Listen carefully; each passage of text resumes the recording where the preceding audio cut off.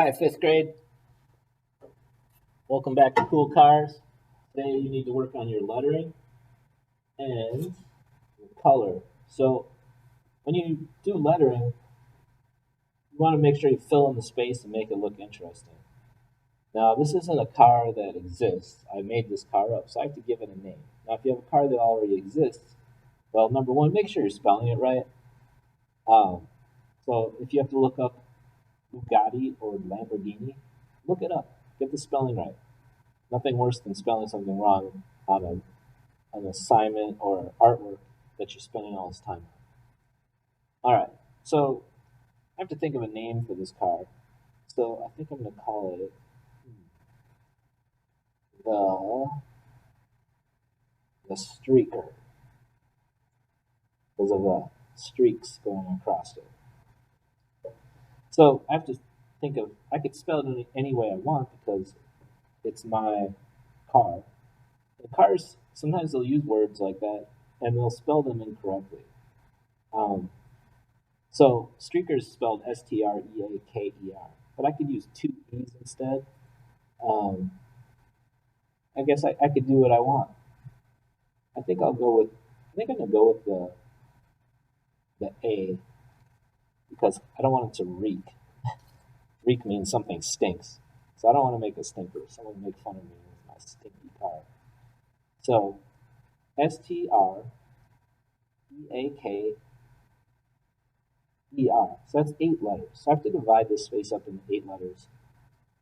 So I'm going to lightly draw a line about in the middle, and then I'm going to break this space up. I don't have to stick to these spaces. So that's 8 spaces. I really don't want my other letters to be as big as my first letter. The S I really want to stand out. So I'm going to make my S kind of come across the top. And I'm doing this upside down, so I need to. I think I really want it to be kind of in cursive, but since I'm drawing upside down, I'm going to slant my letters to make them look fast, just like my wheels are slanted.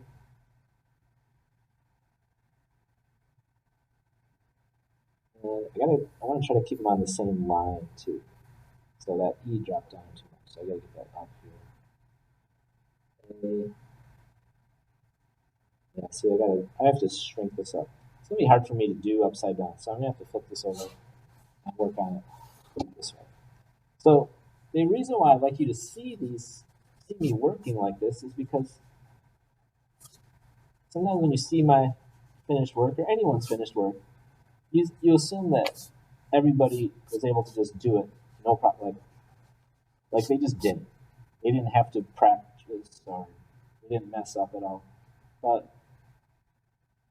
I don't even consider it messing up. It's just kind of finding your way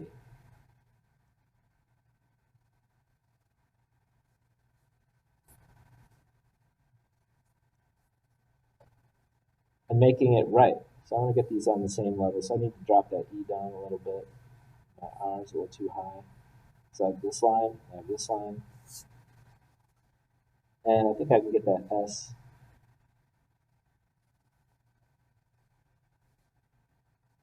I want to make my S kind of cool. So I'm going to make it like this wide line.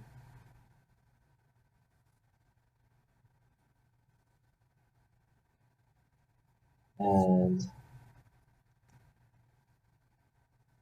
I want it to stand out. So I'm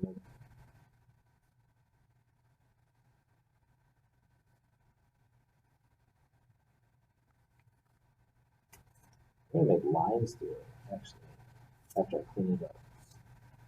So that this looks kind of like a racetrack right here. And then I'll make my other letters. I guess I'll just use regular.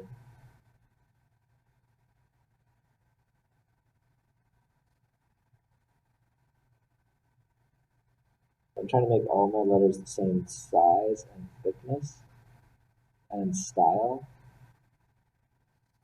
Now, a lot of artists, they'll just use a font. A font, if you may have seen fonts on your computer before. Fonts are lettering styles that someone else has created. that you can use to do graphic design. And this is really a graphic design. So graphic design is a design that's used for a product or to try to promote something.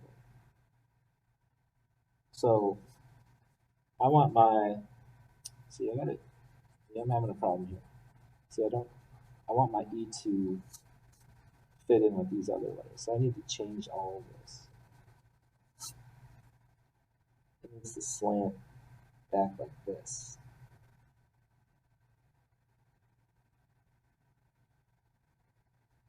And I think this needs to come just forward.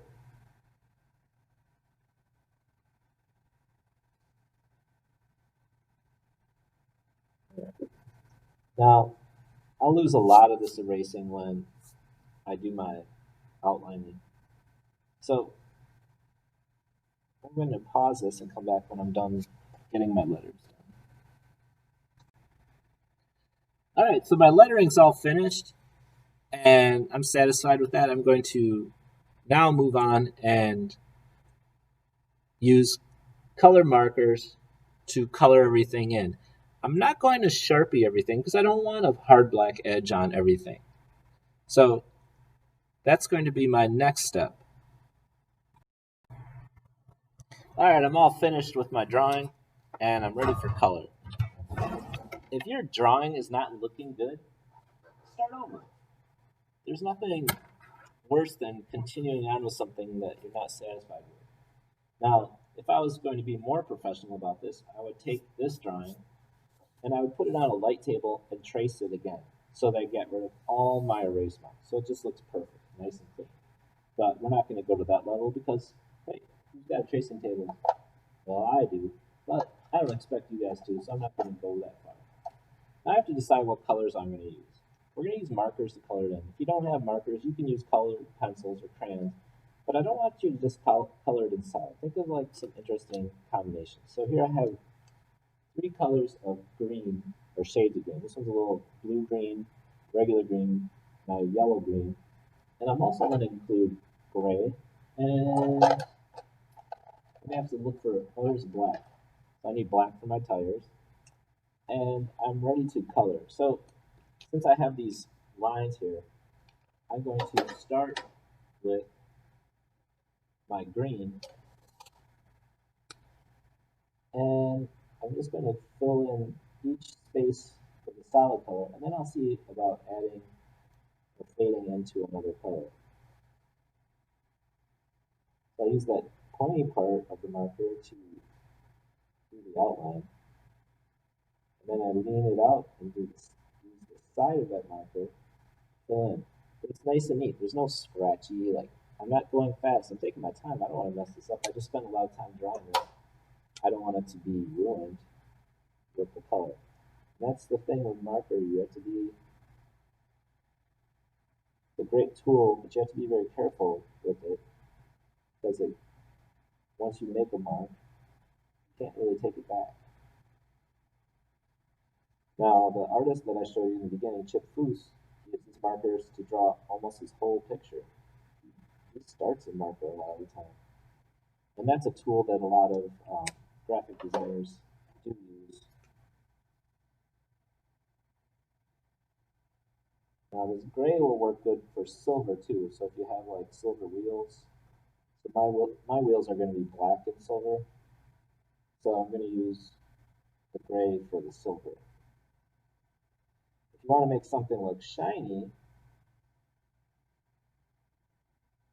you can put streaks of silver first. So I want to make chrome bumpers. I'll start off with go like this first. I'm going to use just a little touch of blue.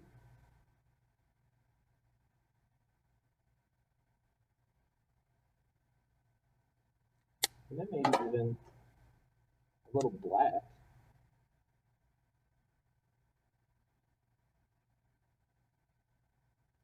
To help make it look more like chrome. Then I'll take that gray and go over everything. Fade that down a little bit. And I should have left some white on that. Got messed up. I left a little white streak in there that would make it look even more correct. Maybe let's try, I'll take a white colored pencil and just add that bright white in there. So I'm going to color all of this in with marker. I'm going to color my words in with marker. And then I'm going to carefully color in the background, but solid color. Maybe even do like, oh, we'll just stick to just a solid color to fill in around everything.